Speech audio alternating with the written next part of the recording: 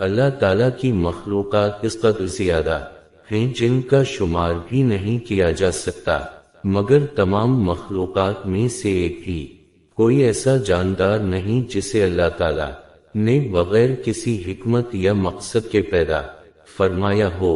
سوال یہ ہے، اللہ تعالیٰ نے سور خنزیر کو کب اور کیوں پیدا فرمایا؟ جواب، سور جیسے خنزیر بھی کہا جاتا ہے، یہ بھی خدا کی مخلوق ہے، مگر اللہ تعالیٰ نے خنزیر کو غلیظ اور حرام جانور کہا۔ اب یہ سوال پیدا ہوتا ہے کہ جب اللہ تعالیٰ سور کو خود پیدا فرمایا ہے تو پھر اسے غلیظ اور حرام جانور کیوں قرار دیا ہے؟ اس کے پیچھے خدا کی کون سی حکمت پوشیدہ ہے؟ اللہ تعالیٰ نے خنزیر کا ذکر قرآن کریم میں 4 مرتبہ فرمایا ہے۔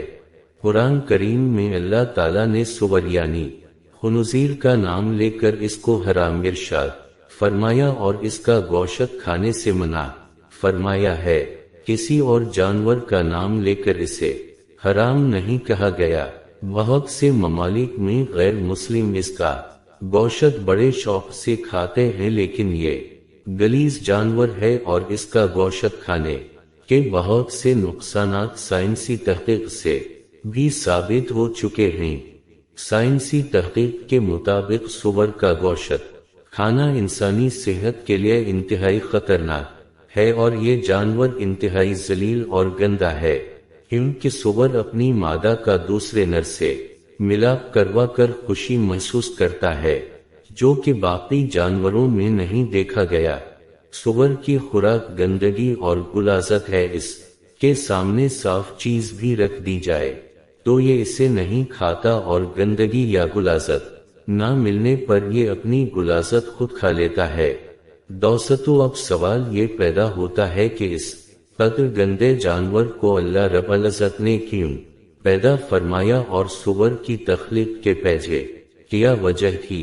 دوستو، حضرت عبداللہ بن عباس رضی اللہ عنہ نے ایک حدیث مبارکہ کو روایت کرتے ہوئے فرمایا کہ جب حضرت عیسیٰ بن مریم علیہ السلام کے حواریوں نے آپ علیہ السلام سے کہا، عیسیٰ علیہ السلام، آپ ہمارے لیے کسی ایسے انسان کو زندہ فرما دے جائے جو ہمیں حضرت نوح علیہ السلام کی کشتی کے متعلق درست معلومات فراہم کر سکے، تو حضرت عیسیٰ علیہ السلام نے تھوڑی سی مٹی کو اٹھایا اور فرمایا کہ یہ مٹی ہام بن نوح کی مٹی ہے۔ پھر آپ علیہ السلام نے اس مٹی پر اپنا عصا مارا تو ایک بوڑھا شخص آٹھ کھڑا ہوا۔ جب اس سے کشتی نوح کے بارے میں سوال کیا تو اس بوڑھے شخص نے بتایا، حضرت نوح علیہ السلام کی کشتی 1200 گز لمبی اور 600 گز چوڑی تھی۔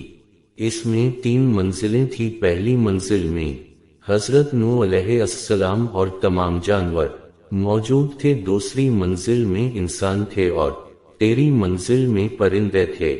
جانوروں کی غلاظت کی وجہ سے کشتی میں گندگی پھیل گئی اور بدبو اٹھنے لگی، جس کی وجہ سے حضرت نوح علیہ السلام بڑے پریشان ہوئے اور اللہ تعالیٰ سے دعا فرمائی تو اللہ رب العزت نے حضرت نوح علیہ السلام کی طرف وحی فرمائی اور آپ علیہ السلام کو حکم دیا کہ اے نوح، اپنے قریب کھڑے ہاتھی کی دم کو پکڑ کر ایک طرف کھینچو۔ پھر حضرت نوح علیہ السلام نے اللہ کے حکم کے مطابق ہاتھی کی دم کو پکڑ کر چھٹکایا تو 2 جانور نکلے جو کہ خنزیر نر اور مادہ تھے۔